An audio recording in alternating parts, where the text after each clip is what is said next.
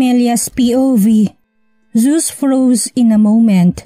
Mababakas ang labis na gulat sa mukha niya, kaya hindi siya agad nakagalaw. At bago pa man siya makapagsalita ay buong lakas kong hinablot ang braso ng babaeng haliparot, kaya napalayo ito sa kanya. How dare you? Ang kapal ng pagmumukha mong yakapin ng asawa ko. Nagpupuyos ako sa galit at walang pasabing sinampal ang pagmumukha nito ng malakas. Nanlilisik ang mga mata nitong bumaling sa akin at mabilis akong nilusob kaya hindi ako nakailag nang hawakan nitong buhok ko. Ikaw ang makapal! Pinagsisiksikan mong pa sarili mo sa lalaking hindi ka naman mahal! Bulyaw nito sa akin kaya mas lalong kumulo ang dugo ko. The nerve of this lot? Hindi ako nagpatalo't hinila rin ng malakas ang buhok niya kaya nagsabunutan kami. Hayop ka! Sigaw ko pa at nagwawala na sa labis na galit. Shit, love, stop it, hey! Awat sa akin ni Zeus sa naguguluhang boses. Ngunit walang gustong bumitaw sa amin ng haliparot. Maya-maya pa'y naramdaman ko na lang na may malakas na puwersang humila sa akin, kaya napasubsob ako sa matipunong dibdib nito. Amelia, are you okay? Tanong ng isang pamilyar na boses kaya nagangat ako ng muka. I murmured. Jorom? Mabilis naman akong hinila ni Zeus mula kay Jorom, kaya napasinghap ako. Kita kong pag-igting ng panga nito habang nakikipaglabanan ng titig kay Jorom. Who the heck are you? Ramdam kong inis sa tono ng boses niya. Ngunit umangat ang isang sulok ng labi ni Jorom at walang naging sagot. Bumaling ito sa babaeng haliparot na abalang inaayos ang nagusot na suot at buhok. Just leave, or else I'll call the security. Mariin at baritonong tugon ni Jorom kaya napairap at inis na pinulot ng haliparot ang mga gamit niyang nalaglag sa sahig. Hindi pa tayo tapos. Gigil na banta nito sa akin kaya sarkastiko akong napangiti. Go on, try me. Hindi kita aatrasan. Matapang na sagot ko kaya inis na inis ang mukha nito. Ipapakita ko talaga sa kanya na nagkamali siya ng hinamon. Bumaling pa ito kay Zeus sa nagmamakaawang mga mata. Babalikan kita baby. Buong loob na tugon pa nito bago nagmarcha paalis. Napakagat ako sa ibabang labi ko nang hindi magawang ialis ni Zeus ang mga mata niya sa babae. I'm afraid na baka may gumuhit na alaala nito sa isipan niya. Shit Amelia, Jorom uttered kaya kapwa kami napasulyap ni Zeus sa gawin niya. Sino ka ba talaga? Kuyom ang kamaong tanong ni Zeus. He's a friend. Actually dito lang din siya nakatira. Magkalapit lang kayo ng unit. Matapat na sagot ko pero mas lalo lang umigting ang panga niya. Yeah, I'm your neighbor and your wife friend. You have known me before. Segundang paliwanag ni Jorom. But Zeus still looked pissed and dismayed. Let's go.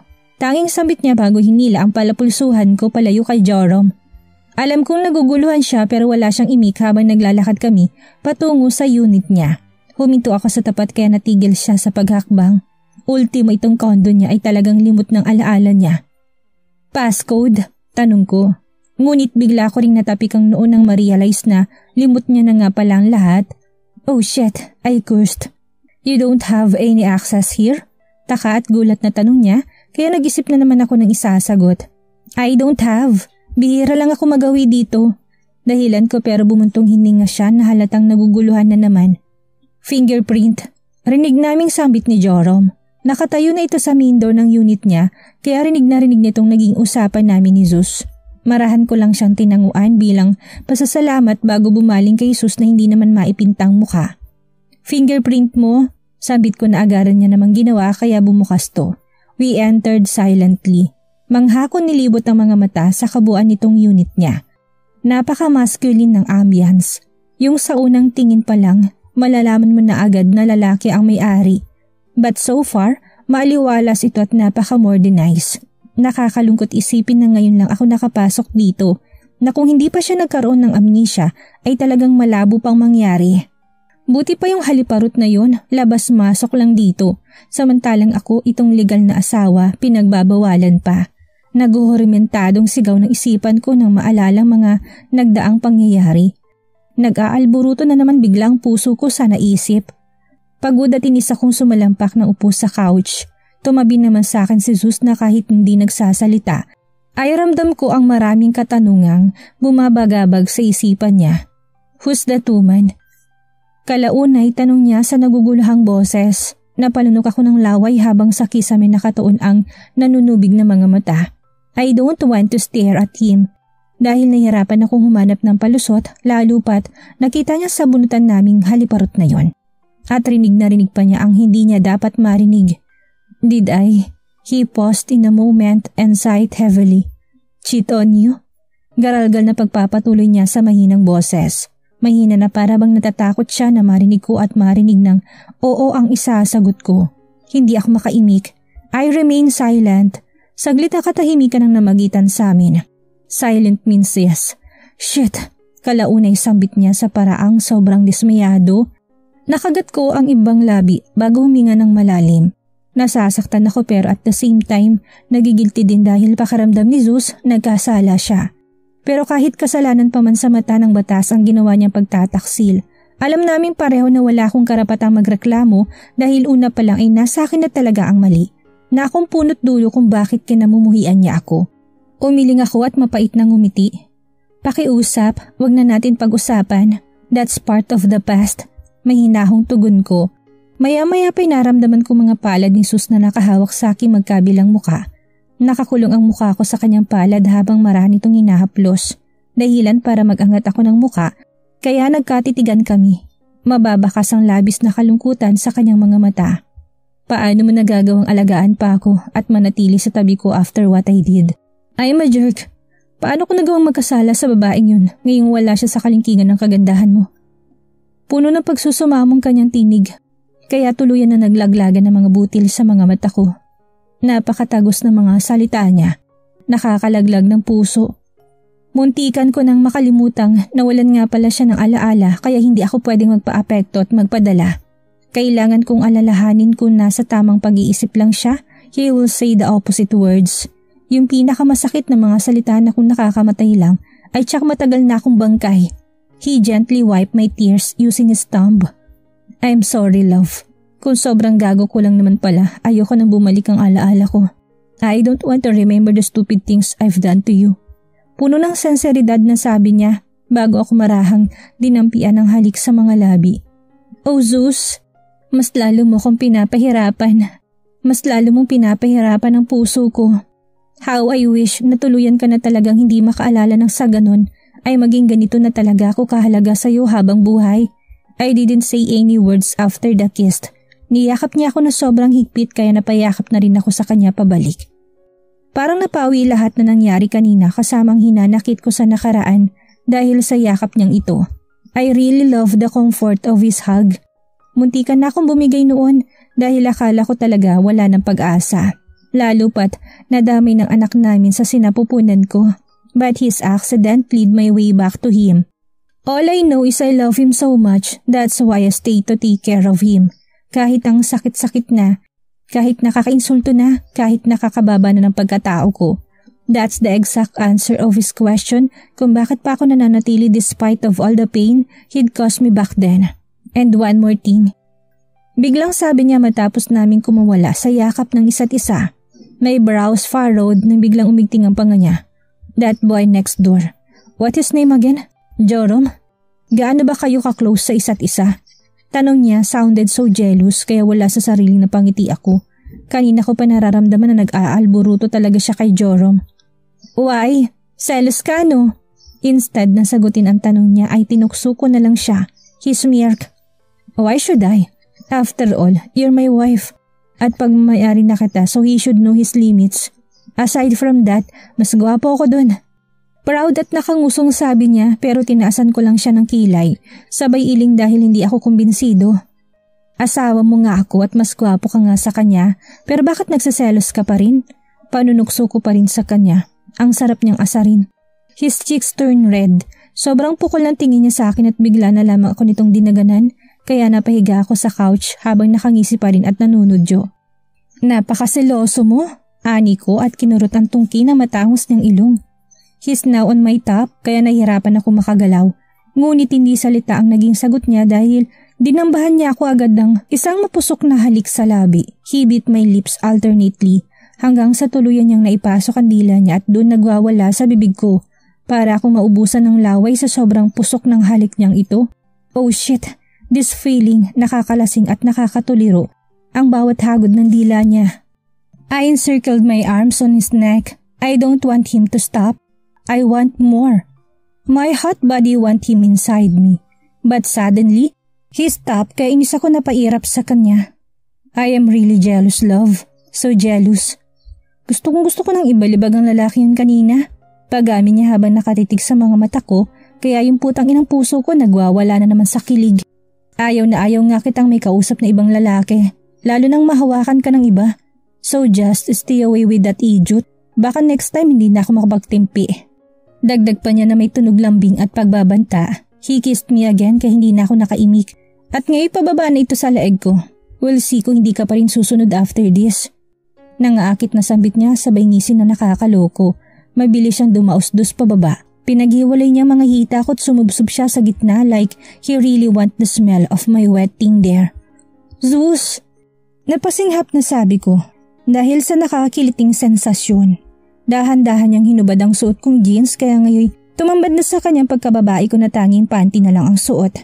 He teased me even more. Nang halikan ng makailang ulit habang dinidilaan niya ito sa labas. Shit! Gumaganti ang loko sa pang-iinis. Zeus! Muling usal ko sa nagsusumamong boses. Just say the magic words, my love. Panginis pa niya while gently biting my wetness. Oh damn this man. Zeus love, please. Parang gusto ko na magmakaawang ituloy niya na. Binabaliw niya ang katawan ko. And dagdag pa niya ng alam ko kagad kung ano. Fine, I'll behave. Hindi na ako makikipag-usap kay Jorom o kahit sa ibang lalaki. Pagmamaktol ko dahil ang dami niya pa talagang kondisyones kaya tuluyan siyang ngumisi. Good girl, that's my love. Mabilis na hinubad ang suot kong panty gamit ang mga ngipin niya. And the next thing he did totally made me insane and forgot everything. Nagising ako kinaumagahan dahil sa sinag ng araw na nagmumula sa bintana. Marahan ako nagdilat ng mga mata. Taka ko nilibot ang mga mata sa kabuuan ng kwarto nang mapansing wala si Zeus sa tabi ko. Love! Tawag ko sa kanya at agad na tumayo. Bigla ko nakaramdam ng pagkabahala kaya nagmadali akong lumabas ng kwarto. Good morning, love. Nakangiting bati nito nang mabungaran ko ito sa kusina na nagluluto. Napahawak ako sa puso kong kinakabahan. He's here, buti na lang. Nakahinga ako ng maluwag. I hug him from his back dahil nakatunang buong atensyon niya sa pagluluto. Hininaan niya ang apoy bago humarap sa akin at dinampian ako ng halik sa mga labi. Nabitin ka ba kagabi? Do you want to make love her in the kitchen? Nakangising tudyo niya kaya awang ako napairap sabay hampas na dibdib niya. Sira ka? Baka hindi na ako makalakad niyan. Remember, marami tayong schedule for today. Seryosong sambit ko at nginusuan siya. Sa totoo lang, nangangatog na nga yung tuhod ko. Dahil halos buong maghapon kahapon hanggang sa gumabi ay wala kaming ibang ginawa kung hindi magpakasasa sa katawan ng isa't isa. Literal na ihi at kain lang ang pahinga. Para ngayon pa lamang namin naranasang mag-honeymoon dahil solo namin ang isa't isa. We can make love here anytime and anywhere. Natatawang napakamot siya sa ulo niya. Hindi ka naman mabiro. Anyway, gusto mo na bang kumain? Umupo ka na't baka ikaw pang kainin ko. Kinindatan pa ako ng loko. Zeus! Nagmamaktol na sambit ko dahil sa pamsmado niyang bibig. Iba talagang epekto ng salita niya. Napakabilis uminit ng kalamnan ko. Umupo na rin ako kaagad gaya na sabi niya sa takot na matukso na naman ako at mapagod. Napakarami ko pa namang nakapilang gagawin ngayong araw. After a while, he prepared the food. Nagluto siya ng fried rice, scrambled egg, bacon, tocino, hotdog and chicken adobo. Wow, ang dami! Hindi ko mapigilang mapuna ito. This food is good for 5 to 6 people. Pero kami lang dalawang kakain. Siya na rin ang kusang naglagay ng mga pagkain sa plato ko. He's taking care of me, just like the way I took care of him. Of course, sisiguraduhin kong mabubusog kita palagi. He smiled sweetly kaya hindi ko mapigilang mapangiti. Malambing na sambit niya habang sinusubuan ako na parang bata. Natawa akong napailing. Loko ka talaga, akin na nga. Agaw ko sa kanya sa kutsara kaso ayaw niya ibigay kaya natatawang napanganga ako. Pero binitin ako ng loko. Dahil sa labi niya ito sinubot hindi sa akin kaya inis ko siyang inirapan. And he laughed out loud on what he did. Napakababaw ng kaligayahan niya.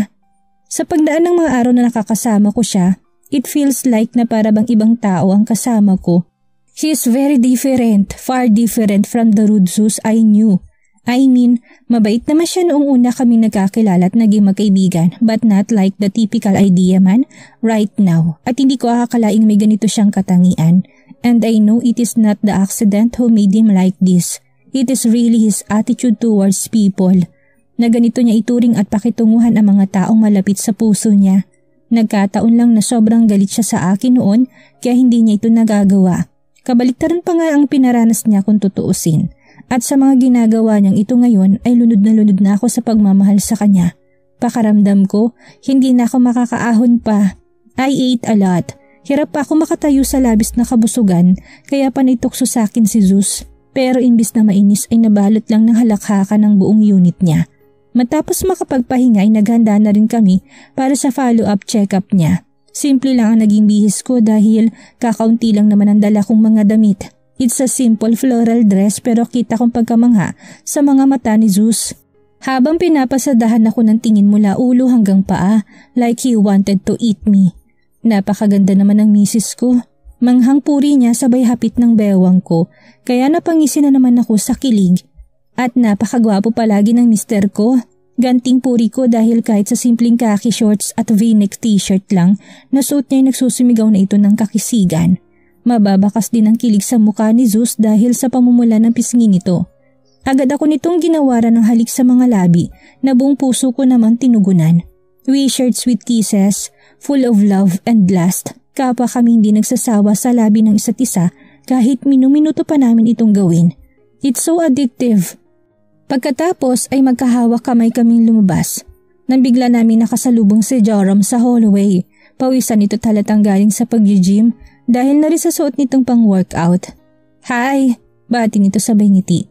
Pero alam ko naman na yung ngiti niya ay para lang sa akin dahil yung mga mata niya ay sa akin nakatutok. Babatiin ko sana siya nang bigla akong nilingon ni Zeus na nagbabantang mga mata. Saka ko palang naalalang pinangako ko sa kanya kahapon. Kaya nakagat kong ibabang labi ko para pigilan ang sariling wag magsalita. He's so possessive pero gustong gusto ko rin naman. I don't want him to be upset. Ayaw kong sirain ang pangakong yun kahit napakahirap. At alam ko maintindihan naman ako ni Joram. She's a real and a good friend of mine. Isa siya sa nakakaalam kung gaano ko kamahal ang asawa ko. Hindi lang basta mahal kung hindi baliw na ako maituturing. Hanggang sa tuluyan kami makasakay ng elevator ay hindi na ako muling lumingon pa kay Joram. You almost forgot your promise. Barito ng tugon ni Zeus habang nasa loob kami ng elevator. Grabe yung mata mo, ang bilis. Natatawang sabi ko na lang sabay iling. Naman, bawal is bawal. Understood? Sarcastic kong sambit niya kaya tumango na lang ako ng makailang ulit. Opo, master. Hanggang sa makalabas kami ng building ay wala siyang ibang bukang bibig kung hindi ang paalalahanan ako. Goodness, akala ko mga babae lang sobrang selosa. May lalaki rin pala't isa na doon si Zeus. I drove fast kaya mabilis din kami nakarating sa ospital. The doctor welcomed us bago nagsagawa ng ilang test. Hinintay pa namin ang results bago natapos. Everything about Zeus' health is fine. Ang amnesia niya lang talaga ang problema at mukhang hirap pang bumalik ayon na rin sa salaysay ng doktor. At lihim akong humingi ng patawad kay Zeus sa isipan ko dahil ikinakatuwa ko pang sinabi niyo ng doktor. After all the doctor's explanations ay hindi na rin kami nagtagal ni Zeus at nagpa siya ng tumungo sa sunod naming pupuntahan. Our next destination ay sa isang sikat na car company para bumili ng bagong sasakyan na kahapon pa niya gustong gawin. Dahil lang nairita siya sa pinsan ni Lorna na may-ari ng sasakyang nirentahan ko. Ewan ko na lang talaga sa lalaking to. Pero in fairness, wanto sawang baliw kong puso sa kilig.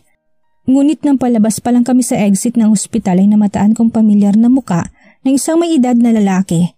Papasok ito sa loob sakay ng wheelchair. Natulak na isang nurse at may nakaalalay pang 5 bodyguards. At nang tumingin ito sa gawi ko at nagtamang mga mata namin ay napaawang ako sa gulat. Kumpirmado, I knew him so well. He motioned his hand para utusan ng nurse na huminto na muna at ganun din mga bodyguards na kasama niya. Parang gusto ko na lang hilingin ngayon na lamunin ako ng lupa. Nilukob ng takot at pagkabahala ang buong sistema ko. Kung ako lang mag-isa hindi ako matataranta at matatakot ng ganito. Ang inaalala ko'y labis dahil kasama kong asawa ko. Long time no see, my dear Amelia. Tawag nito sa akin at dahil magkalapit lang kami ay rinig na rinig din ito ni Zeus. Kaya kanyang tiningnan ng matanda na si Mr. Cheng. Isang mayamang Chinese at isa sa dati kong naging sugar daddy. Napalunok ako ng mariin bago nagbaba ng tingin. Gusto ko lang hilayin si Zeus palabas kaso huminto na siya dahil sa pagtataka. You know him? Is he your uncle? Marahang tanong niya. Sapat lang para marinig ko. Hindi ako makasagot. Pinanatiling kalmadong sarili pero hirap akong gawin. Para nagyelong buong sistema ko. How are you? It's been a long time. Is he your husband? Muling tanong ni Mr. Cheng habang ang mga kasamahan niya ay nanatiling nakatingin din sa akin and I know that some of them knew me as his mistress before. Love, he's asking you. Answer him. Tugon ni Zeus sa akin kaya kahit sobrang nahihirapan ay pinilit kong ngumiti sa matanda. Hello Mr. Cheng. It's good to see you and... Yes, I'm married now. Nautal na sambit ko dahil sa kaba. Nice, it's good. And I guess he is a wealthy man who can support your lavish life the way I did before. Good luck, he stated bago sinenyasan ng mga kasama niya na pumasok na sila sa loob. Wala na si Mr. Cheng sa harapan namin ni Zeus pero parang sasabog yung dibdib ko sa kaba at kahihiyan dahil sa mga binitawan niyang salita. Klarong-klaro yun at alam kong naintindihan yun ni Zeus. I'm so afraid. Sobrang natatakot ako sa reaksyon niya. Gusto nang tumulo ng mga luha ko kaya kinagat kong ibang labi para pigilan to. Akala ko ang tapang-tapang ko pero pagdating sa mga ganito, napakaduwag ko pala. Naduduwag ako sa takot na baka lumayo na naman sa akin ng asawa ko. Let's go. Tanging narinig kong sinambit ni Zeus at dire-diretso itong humakbang without even holding my hand.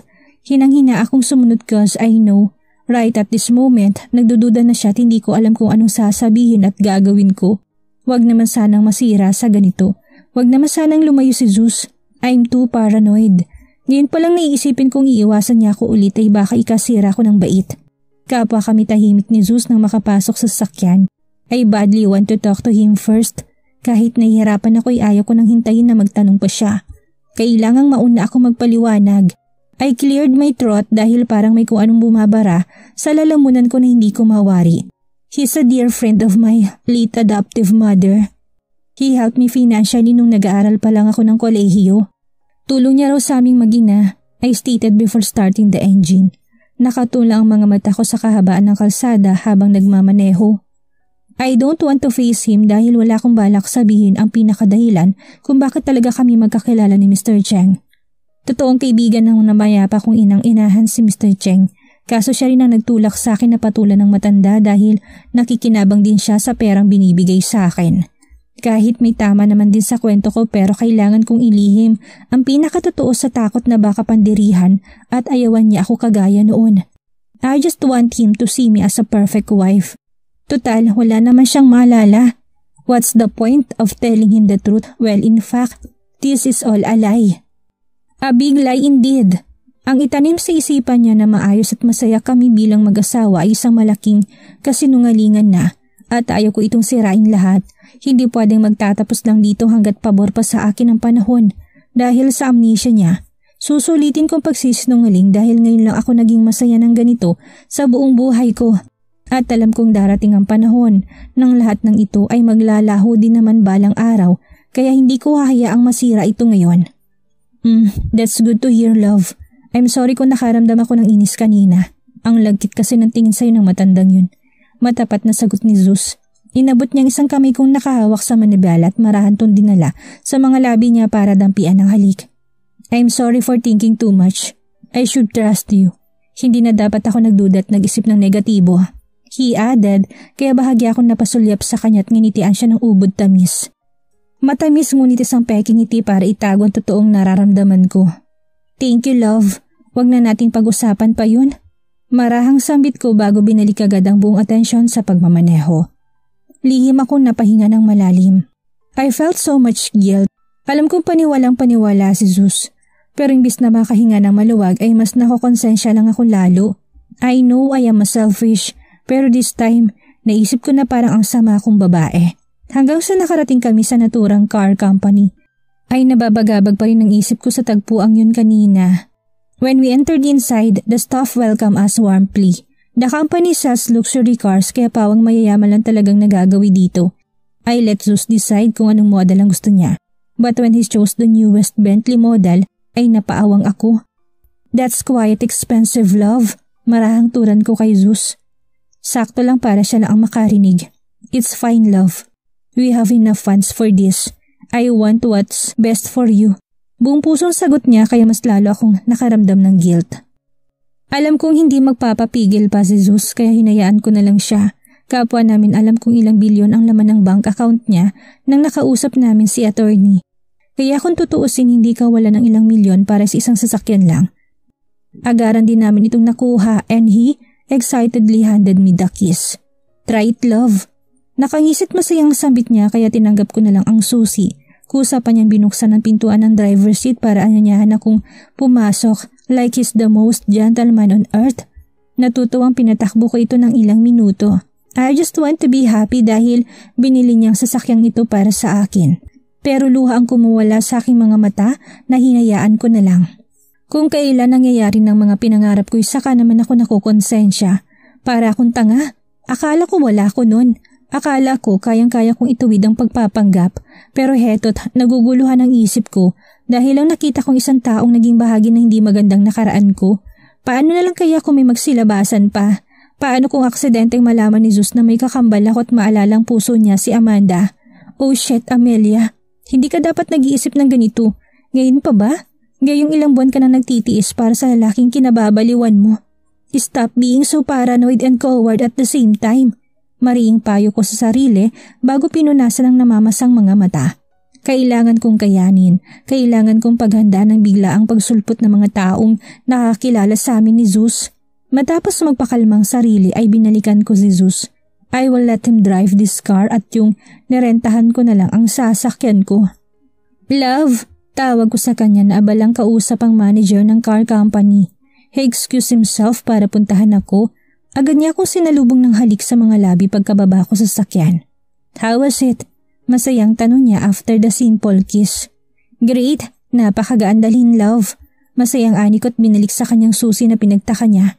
You should try it cause I need to drive the other one. Basta dahan-dahan lang, love. Malambing na tugon ko pero mukhang nagdadalawang isip pa siyang tanggapin ito. Come on, I know you want to try it. Pero dapat matuto ka na sa aksidenteng nangyari. Just be very extra careful. I'm too young and beautiful to be widowed.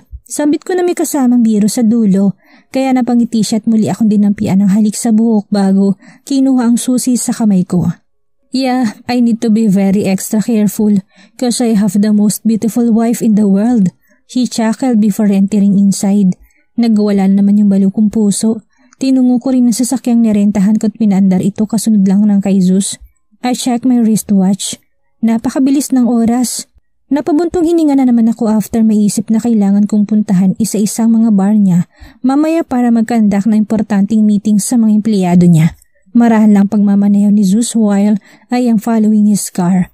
Mukhang takot nga siyang mabalo ako ng maaga. Well, sa ngayon, we arrive in his condominium safely. Nang makapag-park kami't makababa ay niyakap niya ako kagad. Thanks, love, I did it. Masayang turan niya. He's happy that he still managed to drive calmly after the accident. I hug him back bago kami magkaakbay na pumasok sa entrance ng building. Ngunit agad din ako natigilan nang mapansin ang pamilyar na mukha ng babaeng mukhang may balak naman pumasok sa loob. Ikaw na naman. Inis na bulalas ko kaya napalingon ito sa gawin namin. Agad ko nakitang inis sa mukha nito sabay angat ng sulok ng kanyang labi na tila ba nagmamalaki pa. Hindi ikaw ang pinunta ko dito. I am here for my baby. Taas nung sagot nito sabay baling kay Zeus. Nag-aalburuto na ako sa gigil at balak na sanang sugurin ng haliparot kaso natigilan ako. Nang biglang magsalita si Zeus. I don't know you. Kung narito ka para guluhin kami ng asawa ko, umalis ka na bago pa ako tumawag ng pulis. Marinat baritaw ng boses na bantaan niya, kaya napasingap ang haliparot sa gulat na parang hindi makapaniwala sa narinig. Tumikimit at halatang pinapatatag lang ang sarili. Totoo ngang balitang may amnesia ka. Nakalimutan mo na ba kung gaano ka namumuhi sa babaeng yan? You even told me na inasikaso ng abogado mong annulment niyo. Come on, Zeus! Binibilog ka lang ng desperadang yan dahil may amnesia ka. Bulyaw nito na nagpatigagal sa akin. Halos nanginig ang buong sistema ko. I wasn't prepared for this to happen. Pag ganitong sinasampal ako ng realidad ay nahihirapan ako. But hindi ako pwedeng basta na lang magpadala sa takot at pagkabahala. Shut up! Ang kapal ng mukha mo! Ikaw ang desperada! Kahit sang anggulo tingnan, isa ka lang malanding kumakabit sa lalaki naging parausan ka lang. Gigil na sabi ko takmang susugurin na sana siya, kaso iniharang ni Zeus ang sarili niya. You better go now or else ipapakaladkad kita sa security. Mararamdaman ang init at galit sa tono ng pananalita niya. Fine, fine! But I know, babalik ka pa rin sa akin kapag tuluyan na bumalik ang alaala mo. Don't worry baby, buong puso pa rin kitang tatanggapin. Kampanteng sambit nito na kangiti pa ng sarkastiko. And you, magpakasaya ka na muna ngayon dahil paniguradong hindi ka makakangiti pagdating ng panahon. Mariing sabi niya bago tuluyang umalis. Ang sikip ng dibdib ko sa magkahalong galit at pagkabahala. Hinayaan ko na lang na maglaglagan ng mga butil sa aking mga mata dahil para na akong sasabog. Kailan ba matatapos lahat ng to? Kailan ba ako titigilan ng kamalasan? Kailan ba ako tuluyang sasaya ng walang inaalala? Humarap sa akin si Zeus at masuyo akong hinalikan sa noo bago marahang niyakap. I'm sorry love. I'm so sorry. Dahil sa kagawan ko kaya nangyayari to. Hindi ko nahayaang manggulo pang babaeng yun. I'm sorry. Please forgive me. Salaysay niya and he sounded so concerned and regretful na para bang pakiramdam niya napakalaki talaga ng kasalanan niya. Mas lalo ako napahagulhol ng iyak. He always blamed himself cause he thought it was his fault. Kung alam mo lang Zeus. No love, I'm so sorry for lying everything. Mahal na mahal kitang kinailangan kong magsinungaling at magpanggap para lang makapiling ka. Sigaw ng isipan ko na hindi ko na magawang isatinig. And right at this moment, bigla ko nakaisip ng isang magandang solusyon para tuluyan na kami maging maligaya. Ilalayo ko si Zeus. Pupunta na muna kami sa lugar na malayo sa mga taong panggulo sa buhay namin. Sa lugar kung saan magsisimula kami na kami lang dalawa. Hanggang kailan kaya mapagtatakpan ni Amelia ang katotohanan kay Zeus? Saan siya pupulutin kapag bumalik ng alaala ng asawa? Yan ang ating aalamin sa susunod nating kabanata.